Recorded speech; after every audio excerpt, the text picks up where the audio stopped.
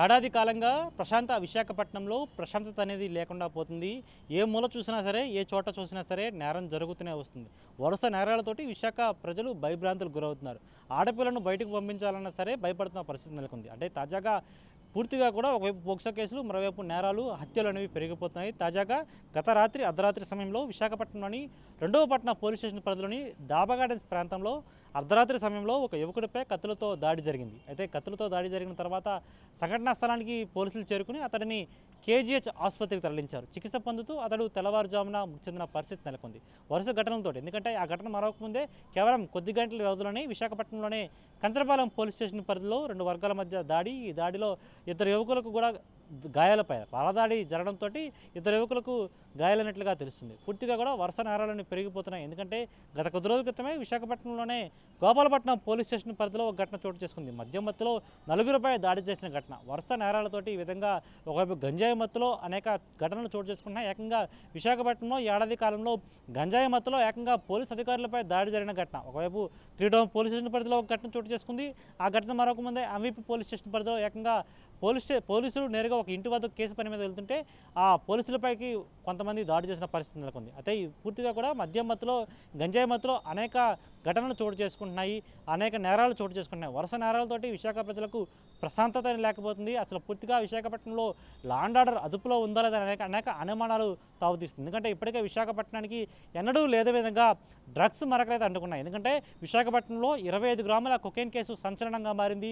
ఇప్పటికే ఈ కేసుకు సంబంధించి దర్యాప్తు చేయడానికి ఢిల్లీ వరకు బృందాలు వెళ్ళినప్పటికీ కూడా అసలు లోకల్గా ఉన్న దర్యాప్తు కనీసం సరిగ్గా జరగట్లేదని, సజావుగా జరగలేదని, ఎందుకంటే రిమాండ్ రిపోర్ట్లో పేర్కొన్న అంశాలు కూడా ఇటువంటి సరిగ్గా లేవని, రిమాండ్ రిపోర్ట్లో విశాఖపట్నంకు సంబంధించిన 2 పబ్బులలో ప్రధాన నిందితుడు అక్షయ్ కుమార్ అలియాస్ మున్నా కలిగి తిరిగాడని, అయితే పూర్తిగా అక్కడున్న సీసీ ఫుటేజ్ కూడా ఇప్పుడు కూడా పరిశీలించకపోవడంతో అనేక అనుమానాలు తావుతీస్తుంది. ఈ కేసులో ఇప్పటికే కూటమి నాయకులకు సంబంధించిన కుమారులు ఉన్నారని అనేక అనుమానాలు వస్తున్న పరిస్థితి నెలకొంది. అయితే పూర్తిగా ఇలాంటి వరుస నేరాలు ఎన్నడూ లేని విధంగా విశాఖకు డ్రగ్స్ మరకలు అంటుకోవడము, మరోవైపు గంజాయి కేసులు. ఎందుకంటే ఉమ్మడి విశాఖ జిల్లాకు సంబంధించి అనకాపల్లి, విశాఖపట్నం, అల్లూరు జిల్లా గంజాయి భారీ ఎత్తున కూడా తరలి వెళ్తుందని, ఏజెన్సీ ప్రాంతం నుంచి అనకాపల్లి మీదుగా విశాఖపట్నానికి, విశాఖపట్నం నుంచి అనేక చోట్లకు కూడా ఈ గంజాయి సరఫరా అవుతుందని, ఈ గంజాయి సరఫరా అవుతున్న నేపథ్యంలో విశాఖపట్నంలో కూడా భారీ ఎత్తున గంజాయి కేసులు బయటపడుతున్నాయి. అదేవిధంగా ఏకంగా నగర నడిబొడ్డున ఒకవైపు గత కొద్ది రోజుల క్రితం విశాఖపట్నంలోని కేజీఎస్ ఆసుపత్రి వెనుక భాగంలో గంజాయి తోట దొరికితే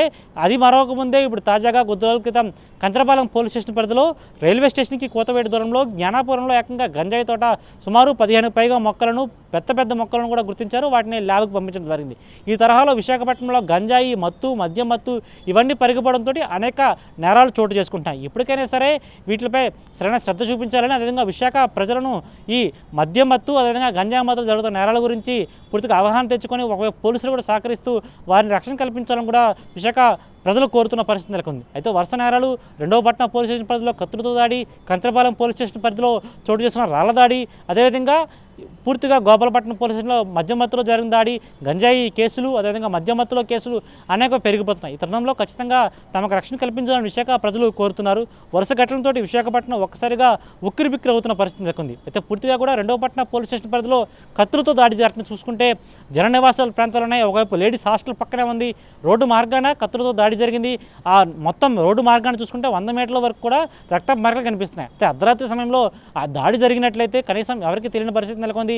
అయితే గంజాయి మత్తులో ఎప్పుడూ కూడా డాబా గార్డెన్స్ ప్రాంతాలలో, అదేవిధంగా అంబేద్కర్ బొమ్మ వెనక భాగంలో అనేక మంది గంజాయి సేవిస్తున్నారని ఇప్పటికే అనేక కేసులు నమోదు చేశారు. అదేవిధంగా కొన్నిసార్లు గంజాయి మత్తులో అనేక నేరాలు కూడా జరుగుతున్నాయి. ఇలాంటి తరుణంలో డాబా గార్డెన్స్ ప్రాంతాల్లో 2వ పట్టణం, అదేవిధంగా 1 టౌన్ పోలీస్ స్టేషన్ పరిధిలో కొంత నిఘా పెంచాలని, రాత్రిపేట చాలా వరకు కూడా పెట్రోలింగ్ పెంచాలని విశాఖవాసులు కోరుతున్న పరిస్థితి నెలకొంది. అయితే పూర్తిగా కూడా 2 టౌన్ పోలీస్ స్టేషన్ పరిధిలో జరిగిన ఈ ఘటనకు సంబంధించి 100 మీటర్ల పాటు రక్తం మరకలు కనిపించాయి.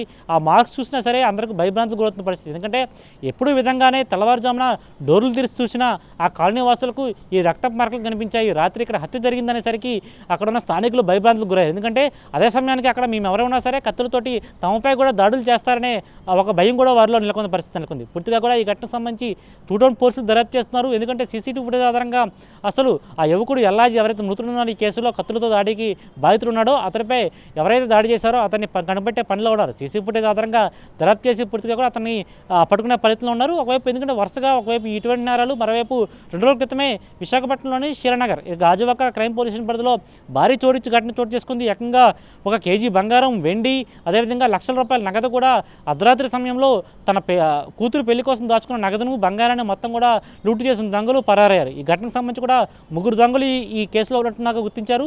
అయితే పూర్తిగా ఇలాంటి నేరాలు విశాఖపట్నంలో పెరిగిపోతుందో క్రైమ్ క్యాపిటల్ ఆఫ్ ఆంధ్రప్రదేశ్గా విశాఖపట్నం మారిపోతుందా అనే అనుమానాలు తావతిస్తుంది. ఇలాంటి తరుణంలో పూర్తిగా కూడా పోలీసులు అప్రమత్తంగా ఉండాలని, విశాఖ పోలీసులను రక్షించాలని, ఈ నేరగాళ్లు అదేవిధంగా కేటుగాళ్లు రోజుకు పెరిగిపోతున్నారని, పూర్తిగా దొంగతనాలు కూడా భారీగా పెరిగిపోతుందని, ఈ తరుణంలో తమకు రక్షణ కల్పించాలి తప్పకుండా పోలీసులు అంటూ కూడా విశాఖ వాసులు విజ్ఞప్తి చేస్తున్న పరిస్థితి నెలకొంది.